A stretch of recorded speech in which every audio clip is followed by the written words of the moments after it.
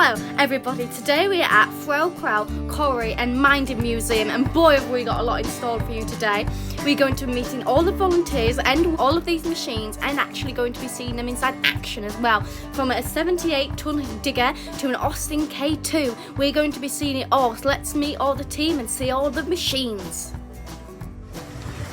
I'm Dick and Chaplain Bryce. I'm the assistant engineer here at Threlkeld Quarry and Mining Museum. I've been on the staff, well, I've been involved here now for 16 years, been on the staff for the last 12, so most of my time is spent driving trains or mainly railway stuff until they ask us to get involved with the big grey steam things, so that's me. I'm Paul and I look after a 38RB as a volunteer. I'm Dave. I'm a volunteer up here at the museum. I do have my own machine, which I spent 15 years overhauling in France, but I've now become involved in the steam excavator. I'm actually Derek's apprentice. Say when? Okay. Hi, I'm Derek Welch. This was his moment. You've just wrecked his moment. Sorry about that, Derek. Try and get him to behave. Back to the start. Action. Right, go on, Derek. I'm Derek Welch.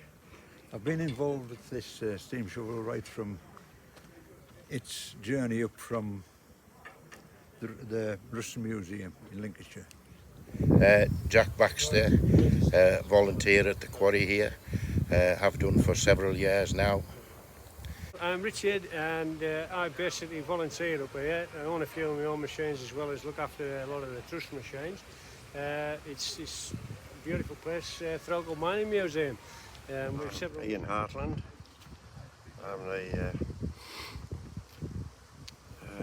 what shall we say? I'm the boss. Right. Managing director of the museum and chairman of the Vintage Excavator Trust. It's years ago when the quarry closed, 1982.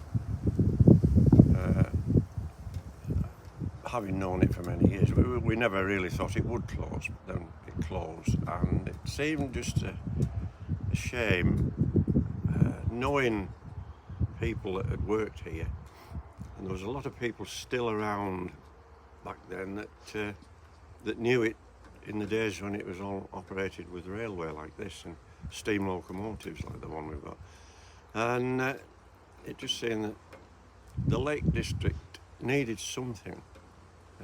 Somewhere to reflect its industrial past, which isn't apparent to the average visitor. It does all look nice and pretty, but before tourism was invented, there was an awful lot of industry in the Lake District, on a smallish scale, but nevertheless, that's where people made their living.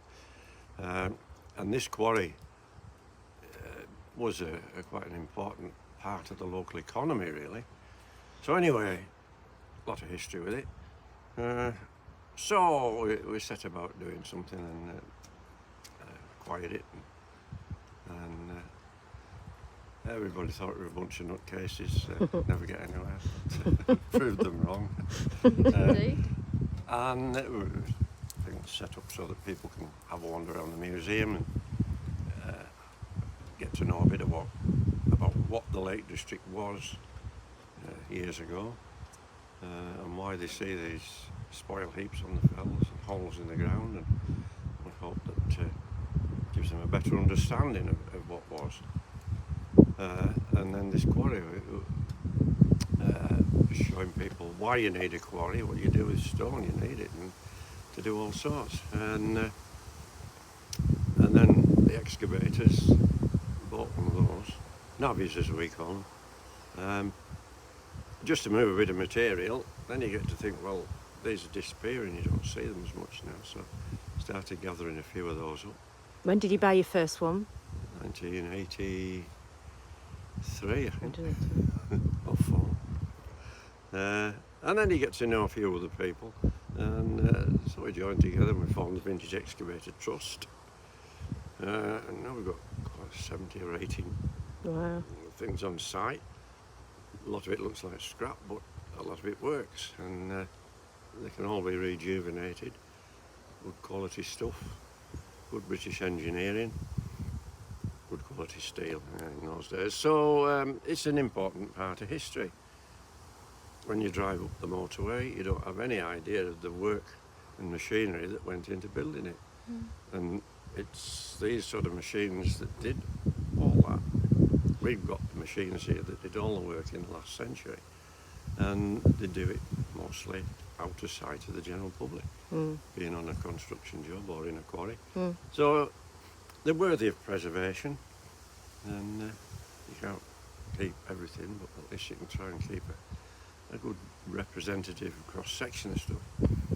So that's what we're doing. You've got to be a bit of a odd bod to do this sort of thing. You have to mind getting your hands dirty. Mine are quite clean at the moment.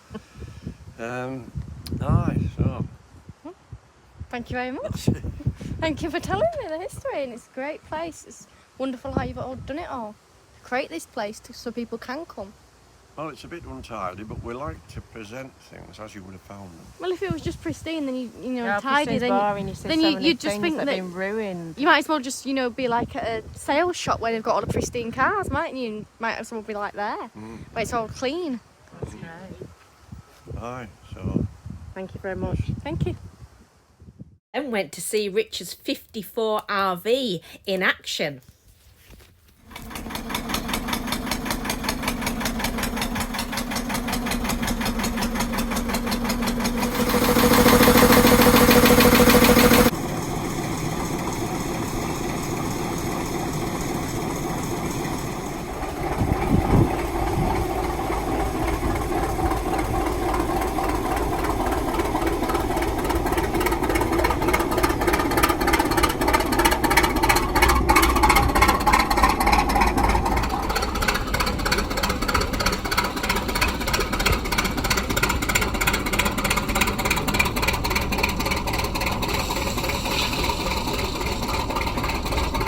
Today because there's an issue with the clutch On this one. on this one, the 38 RB. Yeah. But normally it's a very good, reliable machine. And you've tried mending it, and it's... We've changed the clutch plates Yeah. for brand new ones. Yeah.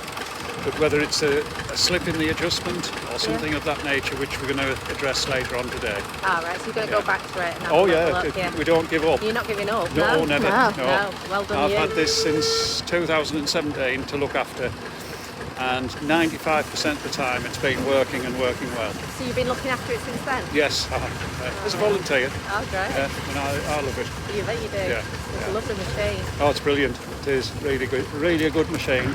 And the help and the advice that I get from this man Richard. is brilliant. He's great, he knows everything. Yeah. Oh, yes. Knowledge, or if he doesn't, he'll find it out. Perfect.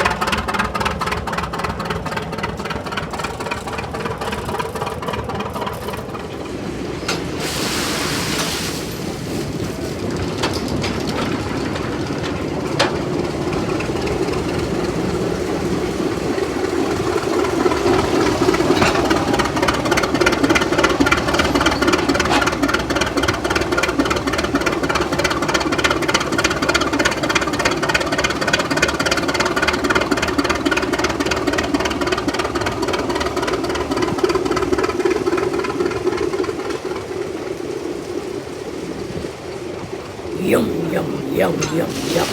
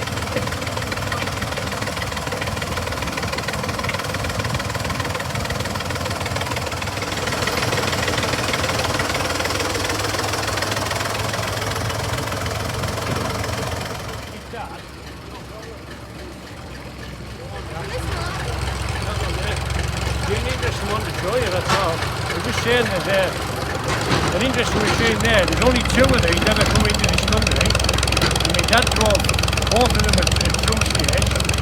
And I have got footage of him actually driving that 60 years later on. He was cutting a bank up there with the same machine. After these come into this country from America, they were on a ship. They were destined for France. They basically docked in, this is according to my dad, they were docked in London for fuel, and the condition, because it was 1941, we were getting blitzed, and these machines, there was 2 of them parked on this ship waiting to be distributed to France. And what happened was, they said, look, if you want diesel, we need these machines. So they got them on, we think they nicked them, but they actually got them on a lease lend agreement, which a lot of machines did do during the war. So what happened was, he was driving one of these in the middle of London with a facial loading wooden-sided Bedford trucks. The other machine, the guy went for his bait, and he let the oil out the engine just to change the oil, forgot about it when he come back, started it up, and he knackered the cat engine that it would originally had. And my dad said that it would have had an English engine fitted. Now this one's fitted with a Gardner 6LW, so that there is a traditional British engine of the era. So this is probably the other machine, not the one that he drove, but he did drive both of them. So we got him. I basically built that up, took some photographs of it, showed him, and he said, oh, I know what that is. I said, what's that? He said, it's a 20B. So I said, what's a 20B? He said, well, it's not a Ruston Bucyrus, it's a Bucyrus Erie. So Bucyrus Erie joined up with Ruston's to make the Ruston Bucyrus Company, which is what you're going to be driving in a minute.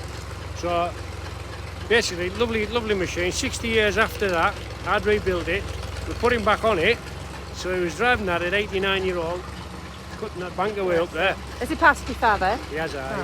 We lost him 10 years ago, actually. So, and then my mother 6 weeks later. So I know, that's life.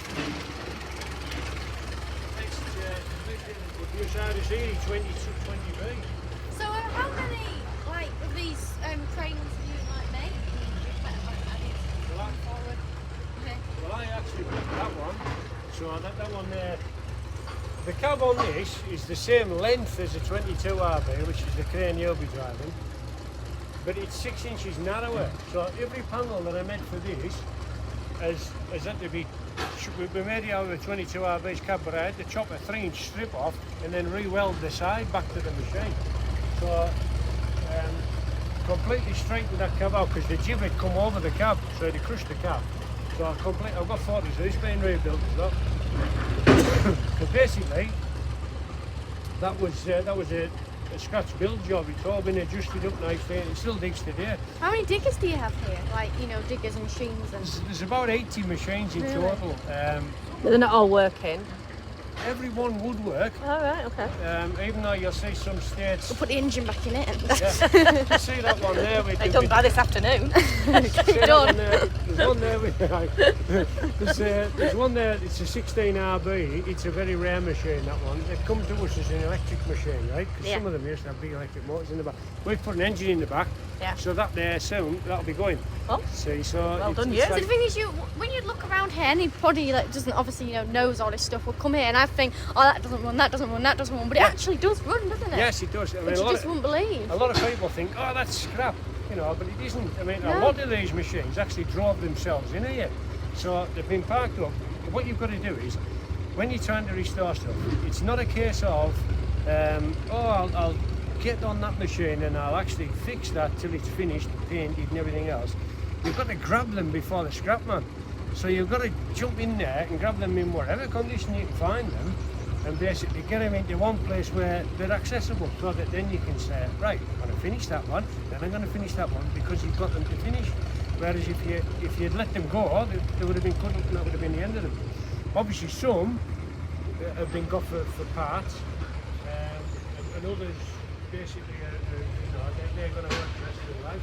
Do you want to see a little Morris truck being built? Oh yeah, I like Morris. Yeah, right. Yeah. You like your We little have Morris? We have a Morris Minor. Yes, well this one's got a petrol engine here, a straight train here. This used to transport coal to the incinerators up at Threlkeld.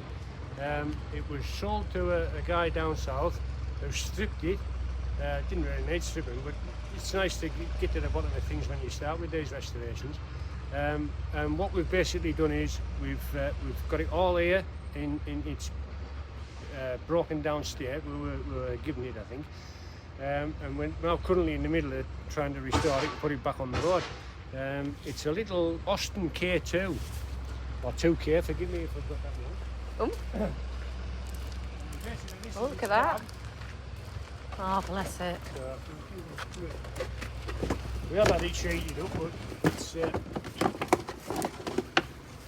Oh, wow. So basically we have a little bit of... A little bit of work to do, haven't you? Yeah, a little bit of cosmetics. Wow. So it doesn't have an engine in it. Where's the rest of it? Yeah. It gives us a small map as to how the rolling chassis as we've now got it with the engine, and we've actually got the engine running again. So it's... So even though it looks like a tractor, Yeah, it's not a tractor. it's not a tractor, no, it's a little truck. It's a nice little truck. Wow. And it would be similar to the wooden-sided Bedford truck. Yeah, you wouldn't believe that cab that we've just looked at goes with this. Yeah, it does. You wouldn't believe that, would you? Are you keeping the original like greeny colour? I don't think that was its original Oh, is colour, it not? because what it is to say when it was a Threlkeld, I'm sure it was, but we have all the photos and the books on this available when it's rebuilt, you know, they'll become available when it's rebuilt. But say it is an Austin petrol engine, be quite thirsty, but yeah, all up and running again now. So what are you going to do with it once it's done? And what's the actual model? I think it's either a 2K or a K2. Austin K2. Or a 2K. I can't remember which one it is. But no, a really nice example. You see, you've got your mud guards there. They basically would go over the front wheels, these. And then obviously your cab sits over the steering wheel. So you've got a nice little bonnet. So is this just what you do every single day, like just come up and work on different vehicles all No, through the it's year? on weekends. Weekends? I work full time as a mechanic, so Do you? I don't. I basically work full time as a mechanic, and then my hobby's And then mechanic as well. weekends work full time as a mechanic. Yeah. So I work for time. Right now, come here. Christmas Day work full time as a mechanic. But as you'll see, you do get to play as well. So there's lots of play time. So Like you really took full, time to full time. yeah, you kind of well, the rewards are priceless, really. I mean, Oh yeah, definitely. there's not many of them running now, and when it's finished, obviously, well there's done you. one that we've saved. Well done you. Oh, they need saving. Yeah. I mean, you've got to save them while you can get out of them. Yeah. Otherwise, as I say, the axeman. Oh, there's some people would happily just scrap these. Oh yeah. Yeah, anything. It's horrible. It's frightening how many people would actually.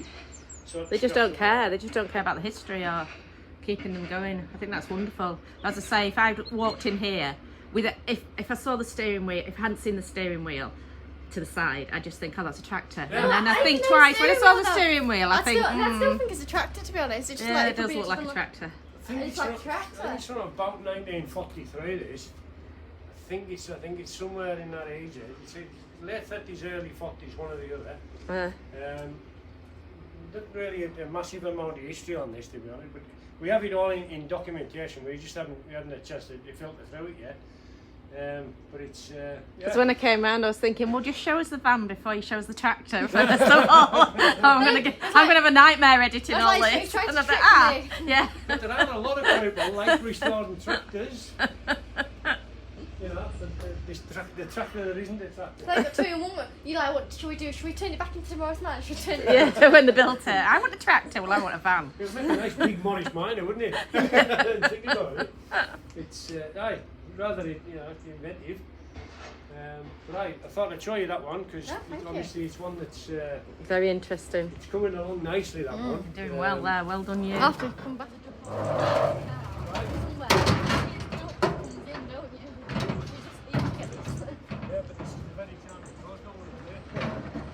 Are you worried? Gonna drive a little crane? There you go. Huh? Well, thank you so much for watching this. I hope you enjoyed. Please do subscribe to my YouTube channel so you see more brilliant vids like this, and make sure you get yourself down here. I mean, it's such a unique experience. You just get really up close and, you know, volunteers and just support the place. And also get on the steam train. I mean, we've, you know, done all this today and we haven't even had time to do the steam train just because there's so much stuff going on. Though we have had another video which we did do that, so you can go check that out. We have gone on the actual steam train, but it's just such a wonderful day. So please do make sure you get yourself down here, whether you just like steam trains or, you know, family or whatever, and also cakes and, you know, sandwiches and everything. So get yourself down here, and thank you very much for watching. You will see more of this, as I'm sure we'll be coming back and doing more footage and filming and seeing their journey and repairing all of these wonderful vehicles. Thank you very much for watching. I'll see you later. Bye. So next week, tune in to see the massive 109-year-old Hoolie in action. It was literally a monster from the deep. It was rescued from a lagoon. It was really deep in. They had to do loads of work to get it out. So tune in so you can see this. And look what I'm going to be driving. Driving this. Are you seriously? Yeah. No way. Yes way. No. I'm driving that. Don't know why they've put me on it, but I'm driving it. That big crane? That big crane digger, massive big machine. Yes. Off you go then.